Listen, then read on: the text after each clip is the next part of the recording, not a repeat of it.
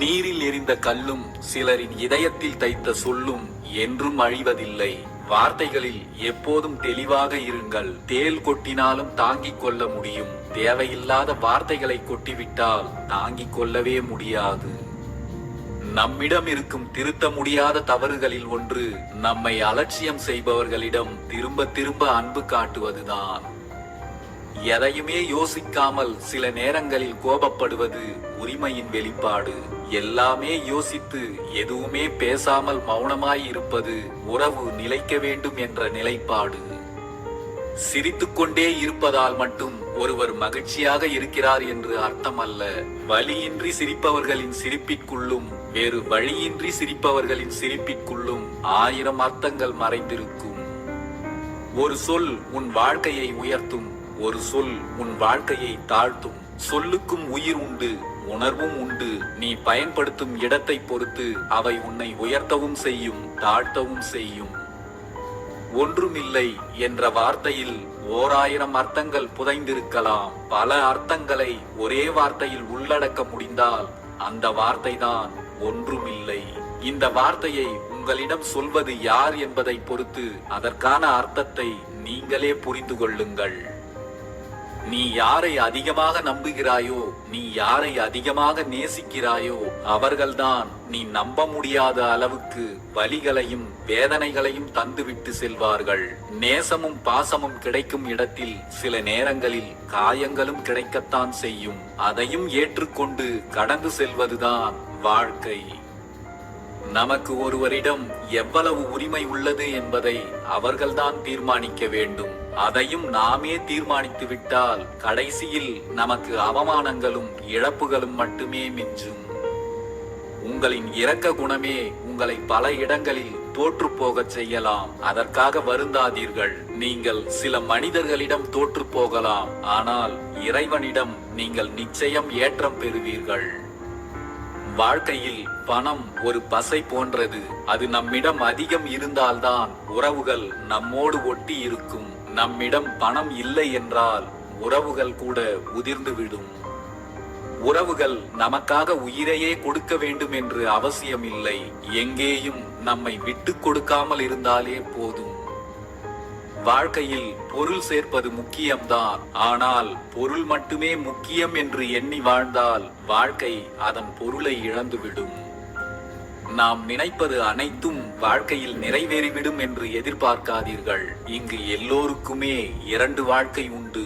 ஒன்று வாழ்ந்து கொண்டிருக்கும் இந்த வாழ்க்கை, இன்னொன்று எப்படியெல்லாமோ வாழ வேண்டும் என்று ஆசைப்பட்டு வாழ முடியாத அந்த வாழ்க்கை. கடமைக்குத்தான் பேசுகிறார்கள் என்று தெரிந்த பிறகு உரிமையோடு பேச முடிவதில்லை சில உறவுகளோடு. உன்னை வெறுப்பவர்களுக்கு நீ கொடுக்கக்கூடிய மிகச்சிறந்த தண்டனை அவர்கள் கண்முன் மகிழ்ச்சியாக வாழ்ந்து காட்டுவதுதான். வாழ்க்கையில் நாம் சிரித்து மகிழும் போது நம்மோடு இருப்பவர்கள் சிறந்த நண்பர்கள்தான். ஆனால் நாம் மனமுடைந்து அழும்போது நம்மோடு இருப்பவர்கள்தான் நட்புக்காகவே பிறந்த நம் உண்மையான நண்பர்கள். நீ செய்கின்ற செயல்கள் ஒவ்வொன்றும் உன் நிழல் போல உன்னை தொடர்ந்து வந்து கொண்டே இருக்கும். அது நல்லதாக இருந்தாலும் சரி, கெட்டதாக இருந்தாலும் சரி, உன் செயல்கள் யார் மனதையும் புண்படுத்தி விடாமல் பார்த்துக்கொள். மற்றவர்களைப் போலவே வாழ வேண்டும் என்ற ஆடம்பர ஆசைகளை உருவாக்கி கொள்ளாதீர்கள். பெரும்பாலான மனிதர்கள் வறுமையில் வாடுவது அவர்களின் செல்வம் குறைவதால் அல்ல, அவர்களுடைய ஆசைகள் பெருகுவதால் தான். எப்போதும் நல்ல எண்ணம் கொண்டவர்களாக இருக்க முயற்சி செய்யுங்கள். கடவுளிடம் நாம் என்ன வேண்டுமானாலும் கேட்கலாம். ஆனால் கடவுள் நம்மிடம் கேட்பது நல்ல எண்ணங்களை மட்டும்தான். பொருத்தமில்லாத உறவுகளையும் பொறுப்பில்லாத உறவுகளையும் விட்டு விலகி கொஞ்சம் தூரத்திலேயே இருக்க பழகிக் கொள்ளுங்கள். இவை 2ம் உங்களுக்கு அருகில் இருந்தால் உங்களுடைய மகிழ்ச்சியும் நிம்மதியும் உங்களை விட்டு வெகு தொலைவில் இருக்கும்.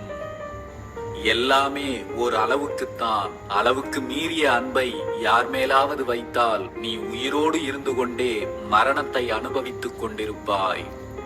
பழகும் அனைவரிடமும் ஒருவன் நல்ல பெயர் வாங்குகிறான் என்றால் அவனிடம் கவனமாக இருங்கள். அவன் அனைவரிடமும் நன்றாக நடித்துக் கொண்டிருக்கிறான் என்று அர்த்தம். கோபத்திலும் உங்களை சபிக்காத உறவு கிடைத்தால் அவர்களை விட்டு விடாதீர்கள். வாழ்வில் நீங்கள் சேர்த்து வைத்துள்ள மிகப்பெரிய சொத்து அவர்கள்தான். சண்டை போடும் உறவு சமாதானம் பேச வந்தால் சற்றும் யோசிக்காமல் சமாதானமாகிவிடுங்கள். அதைவிட பெரிய அன்பு இந்த உலகில் வேறு எதுவும் இல்லை.